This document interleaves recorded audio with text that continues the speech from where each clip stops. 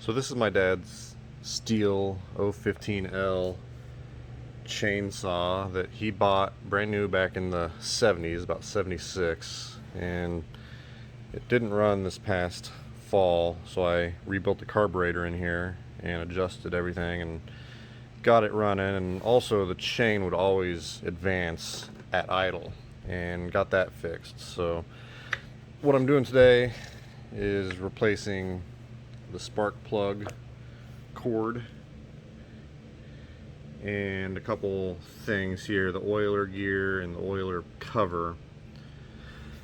And I'll show you what happened with the carb and with the chain to make it not run.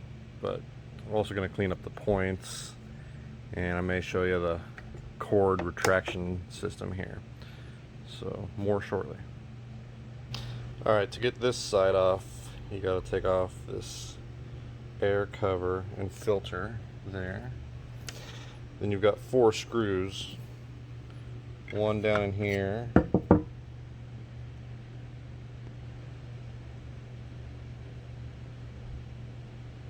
I'm missing that one actually, but then there's 3 more screws, one in the handle, one here, and one down there. And you also have to take out the spark plug.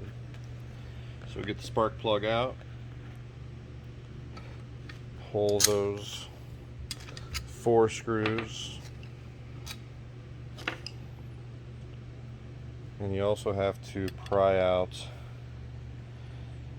you've got to pry out this guy here off the choke. Now this should come out without too much complaint. Here's the retraction spring here for the pull rope.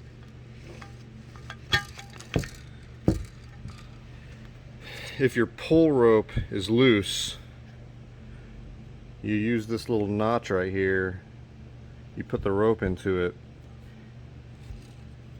and give it another turn, and it'll get you tighter on the spring there. Additionally, inside, if you're having pull string problems, make sure that these 2 pawls retract quickly and aren't gummed up, because that kind of catches the other part. So those should not be gummed up, they should move freely. And then here's the carb. Let me take it off right quick. So here's the carb, somewhat taken apart, not really. But the problem that I had originally was that this little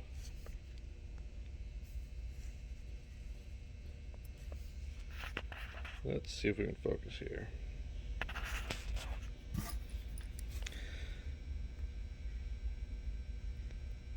This little pin valve,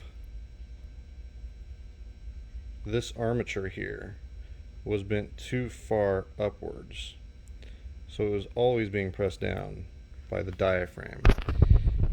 The second problem was this new diaphragm I put in, this nub on it was too tall.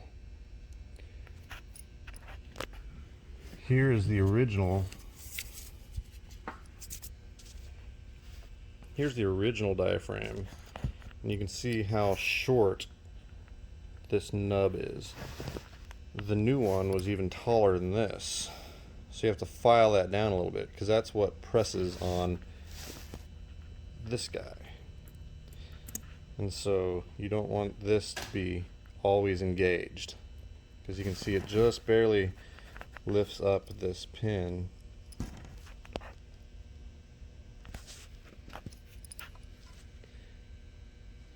It lifts that pin up and it lets fuel through. And see, in fact, it's stuck right there.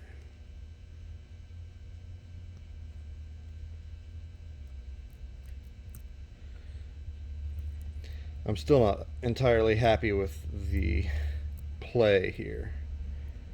I don't think that's 100% correct, but it's at least running now.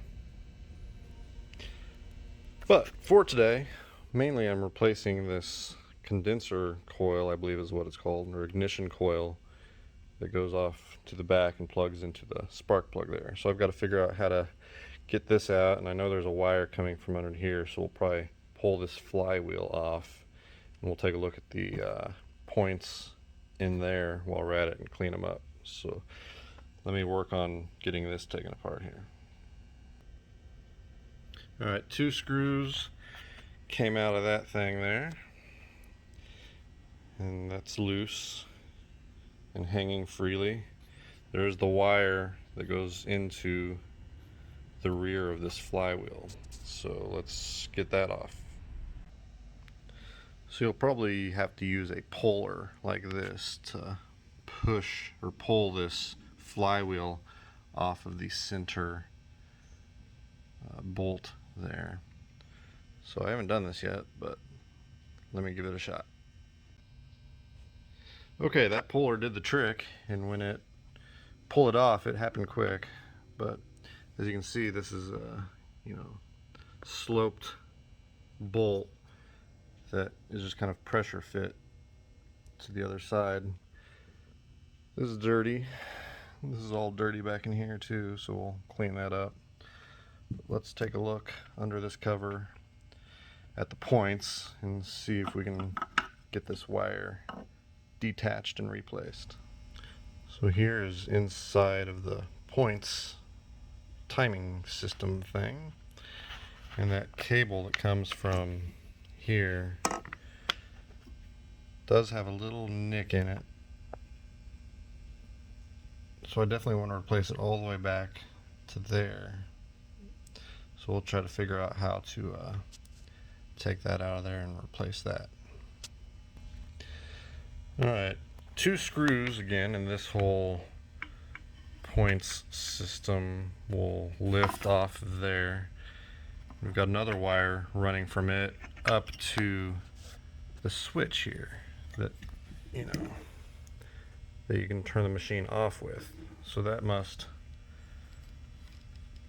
introduce ground to that when it's forward. So I'll have to take that screw out and replace that terminal there to our new ignition coil there. So I don't have a terminal exactly like this one here, so I'm going to try to salvage that and use it with a new coil.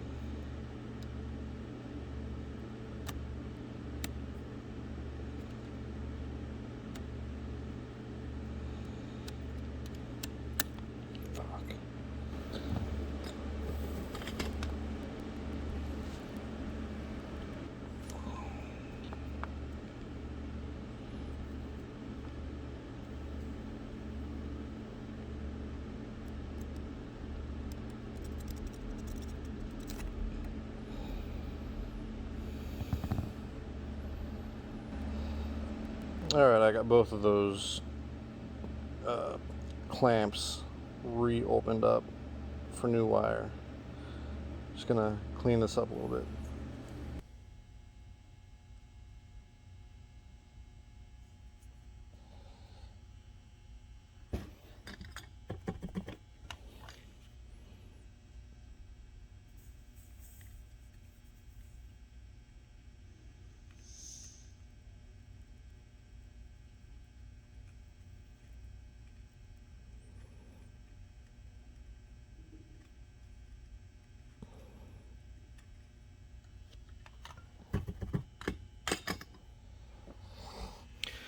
Alright, so here's my new wire, but before I move forward I need to know how long I need to make this to clip on to the new ignition coil thing.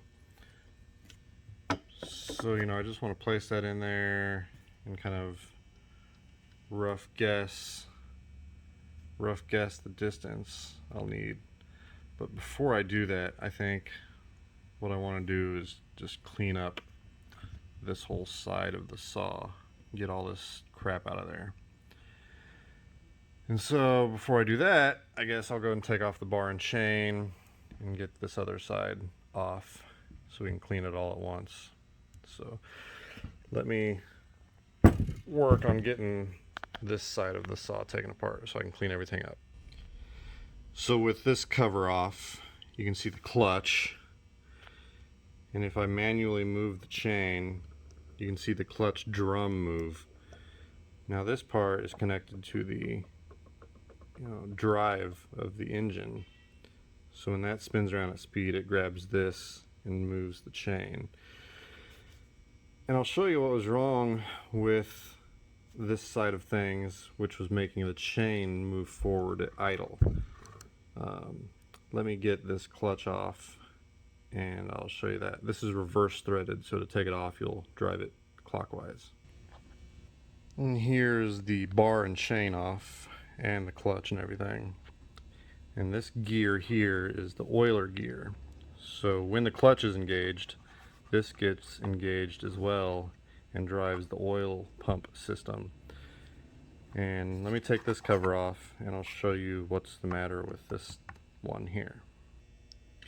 4 screws for this cover, and it should come off pretty freely, along with that plastic oiler gear.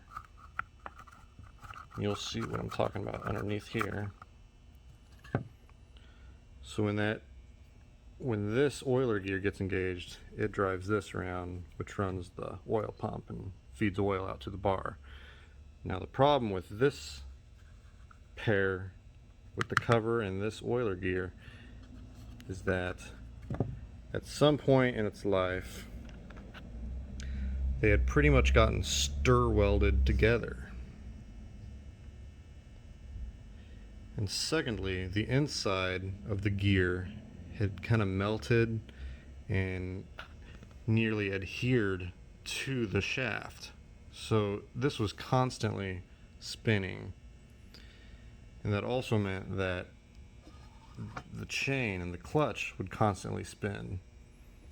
So that's why the chain was consistently driving forward even at idle, was because this gear was kind of fused to the drive shaft. So here we've got a new oil cover and gear, and you'll see that they're much healthier than this, because this is constantly in there spinning and rubbing up against that other panel and just got worn out.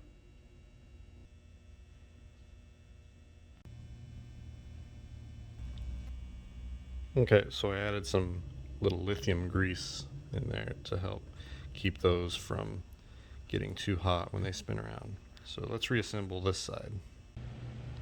Alright, so there's the new oil cover plate and sprocket. That still turns freely independent of that, so that's good.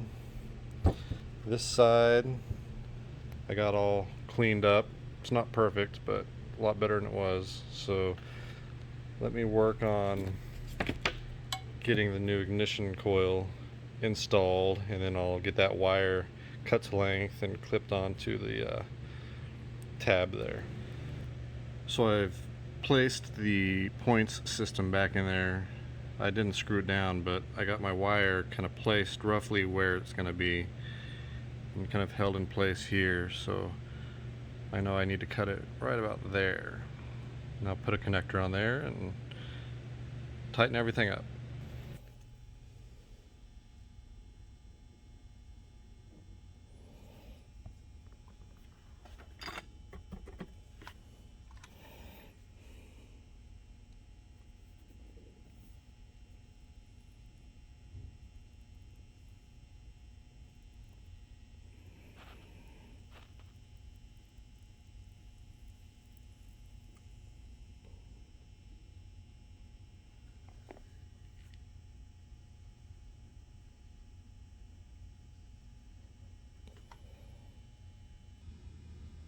Alright, that's all back in. Got the new wire ran to the ignition coil, and then that new cable is tucked in. It's got some heat protectant stuff there. Comes out the back. So I think the next thing is just reassembling this and giving it a go. So as you reassemble it, you'll want to check that the drum of the clutch and the chain move together as they should, but not with the engine or drive. The drive engages the drum, and so you should be able to pull this. You should be able to pull the chain, and the engine and drive should not be moving here.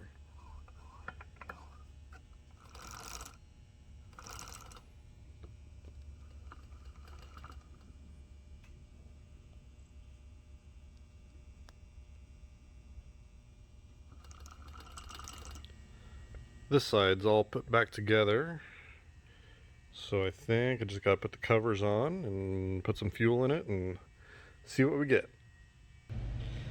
Alright, now before I get too far in reassembling everything, I want to just make sure that we have spark. So I pulled the spark plug out.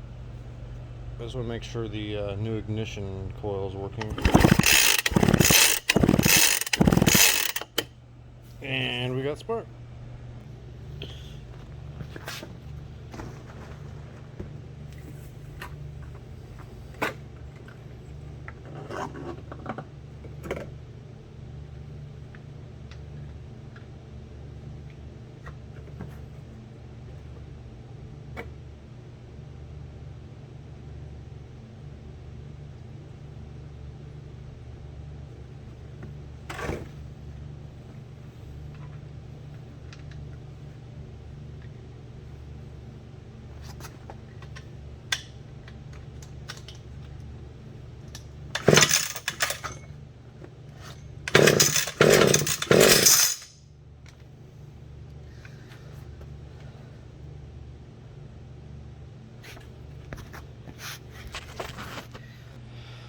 Well, as you saw, the string broke again. And this was a brand new string. So we'll take this apart and see what happened. So here's the inside of the cover with the pull string on it. Not real sure where it broke yet. I can see a little bit of string left there, but let's take this off. You gotta take this retainer clip out of there.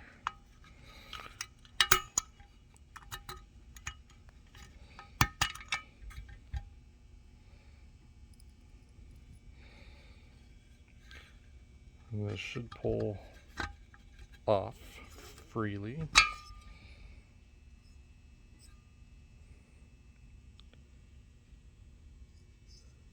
Still a little bit of string in there. Looks like the knot maybe pulled through or broke. So let me try to get something a little more secure than that knot that I did last time.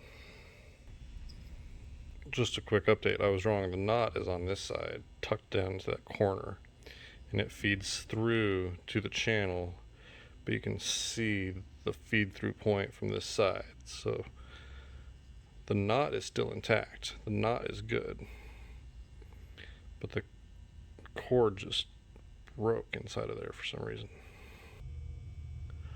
So here's the spring inside that mechanism,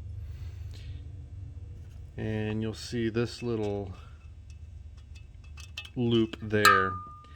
That needs to be captured between the walls there. So that will come down over this and capture that. And that way when this turns, that spring's pressure can move to this reel. But for now, let's get some new cord on this. So we'll feed some new cord through there and knot it up and stuff it down in there.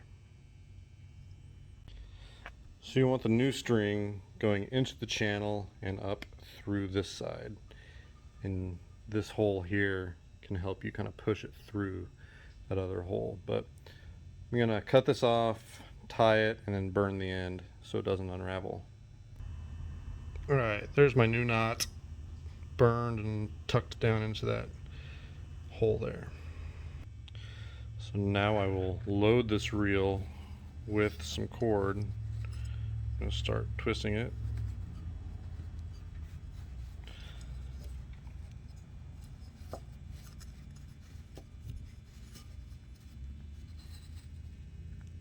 I'd say until it's, full, and you'll have some excess come out, but I'll show you next. Alright, I've got my reel loaded with new string here. So we will feed that through the hole for the handle. Maybe. And then again, you want to capture that piece of the spring under that.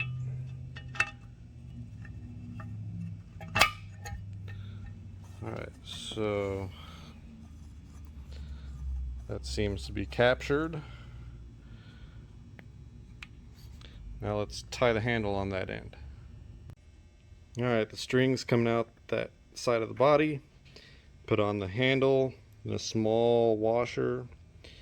And then I got my end of the rope here. So again, we're going to tie a knot, clip it clean, and burn it. Alright, there's the knot, and that'll all pull through and be nice like that. But of course, now we've got everything installed, but we've got the floppy cable again here. So how do you tighten that up? Again, inside here you got this notch and your cable. So what you got to do is align these, and then we'll see if I can do this while holding a phone. Probably not, but I'm gonna grab enough rope out of here.